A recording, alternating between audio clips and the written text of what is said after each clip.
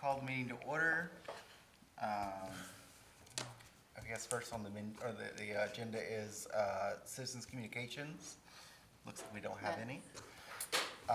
So moving on to the next, approval of minutes from discuss and consider action to approve the committee regular meeting minutes from June 9th, 2025.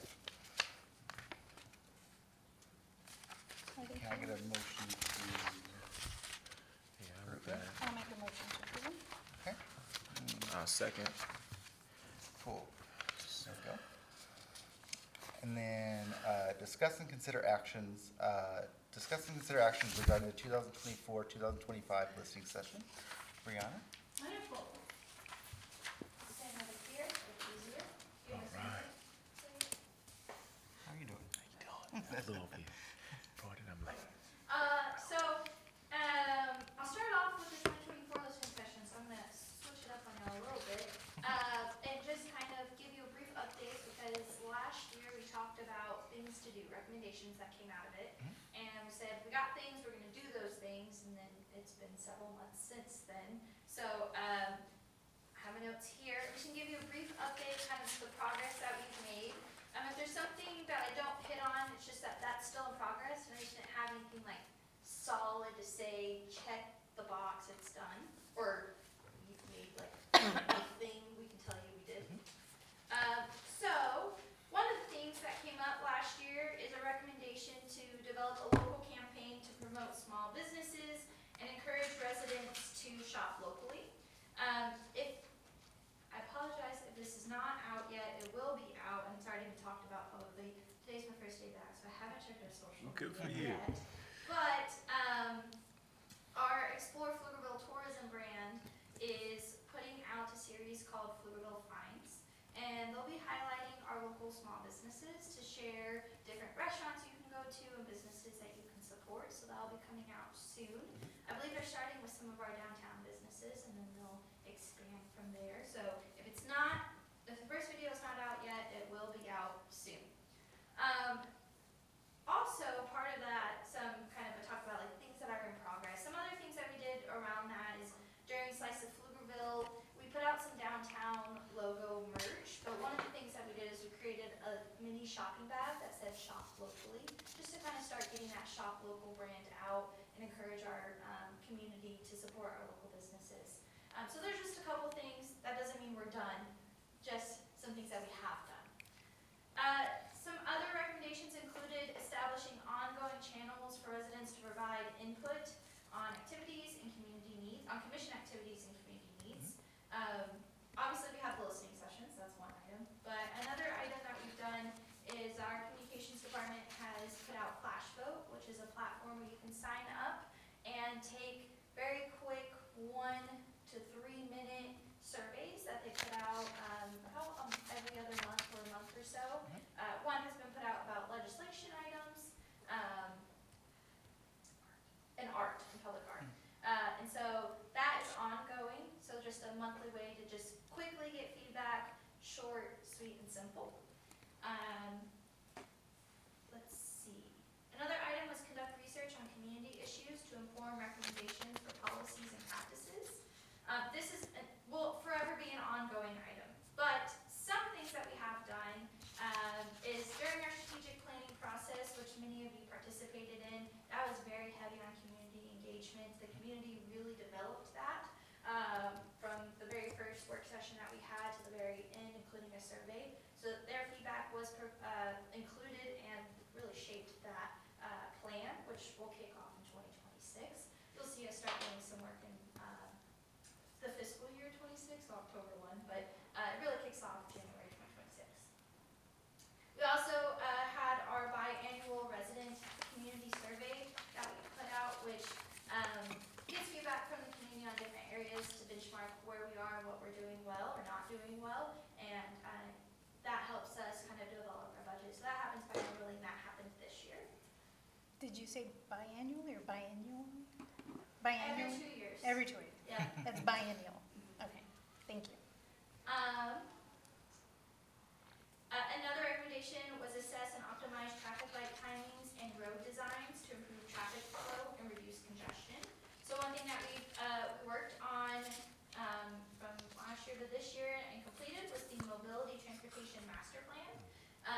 which identifies different improvements to our transportation systems, both roads, trails, and different networks, and identifies ways to improve that. Our team is also reviewing and assessing traffic light timings as well. And that'll continue to be an ongoing item, but that is on their radar. And then there were several items, I'm not gonna read every single recommendation because they're very similar, but it was about organizing open meetings, gathering community feedback on specific topics, and representing the voices of community members. And all three of those, the responsible group was the Equity Commission, and all three of those, the listening sessions contributed to those. And then lastly, there was a recommendation to ensure that homeowner associations and neighborhood groups are included in discussions about community services and initiatives, facilitating better communication and resource sharing. And this year, 2025, we started the HOA neighborhood leaders groups again, and those discussions kicked off in April of this year, and they'll continue moving forward as well. So those were some of the recommendations that came out of the 2024 listening sessions, and just a brief update on where we are on those. And then as we continue to make progress, I'll come back with additional updates, but I want to make sure I give you an update since I haven't seen you in a while. So, Ned, any questions on that before I move forward? I have a question on the HOA neighborhood leaders. Like, is that public information, like who these leaders are? Like if people in a neighborhood wanted to like channel their input to their particular neighborhood leader, is there a way to know which neighborhoods are represented and who the representatives are, or? All neighborhoods are welcome. We provided like the boards, and so certainly they're channeling that information to their leadership that are then kind of coming together when that group meets. So right now, and then in April, they'll meet again this fall. So is the short answer no? It depends on who shows up. Okay, And so I think we had 25, I think, at the first one. And it was kind of like an open house to go to the different resources the city has. So we have who showed up at that meeting. It really depends on which leadership groups show up at the meetings. gotcha. Thank you. Okay. I'll move on to the 2025 listening sessions. Wonderful. So, briefly, I'm just going to share that our last two sessions, July 27th was economic equity, and then August 6th was skill building and lifelong learning. Those two sessions occurred when I was out of office, but we had staff help cover those, and I believe 4 people attended the economic equity session, with 1 attendee at the skill building and lifelong learning session. And then our next session and our last session is September 17th, and that's historic preservation and cultural heritage. I'm gonna backtrack real quick. On the July 27th and August 6th sessions, you have not received the summary yet, but you'll get those in the next week or so as I summarize those notes and get those out to you. But you have received summaries for the 4 previous sessions, May 13th, May 24th, June 14th, and July 10th. One of those sessions we didn't have any attendees, and I can't remember which one, but, so with that, we kind of wanted to hear from you, and ask for y'all, what have you taken away from these sessions, or really learned from these sessions? Maybe, things you liked hearing, or things that you want to hear more about? Well, I took away, like many of the people that came to the economic equality one were very transportation based. I heard a lot about the perspective of bicyclists in the city. So I thought he had some really good points in like connecting trails and things, and that's what's been talked about in other places too around the city. So I thought that was good. And then for the second one that we had just like last month, there was a lot of interest in, there were still people asking like, how do we get information? So I think we can always continue to try to improve upon how we communicate and things that come out of the commissions and stuff like that. I would say for the skill building one that I facilitated, I heard receptiveness to like digital learning resources. One takeaway I took from it too, though, was like, you know, is there an opportunity for more distributed learning opportunities if they're gonna be, in-person opportunities, like the concept of like learning pods, that like it's not necessarily at the library, but maybe you're meeting more communities where they are, for certain opportunities as a possibility, as an idea for the future. It should be fresh in my mind since it was only last week, but those are the two thoughts that come, and I'd be interested to see, if there's anything from the online survey that we would, consider as well as part of the skill building and lifelong learning. Any other last thoughts? Okay. Okay, well, speaking of an online survey, if I last checked and remembered, I think we have 8 responses on that. A couple came in when I was out, so that's why I was quickly doing math. And so that will be summarized towards the end, just so, it's still open, people can still take the survey.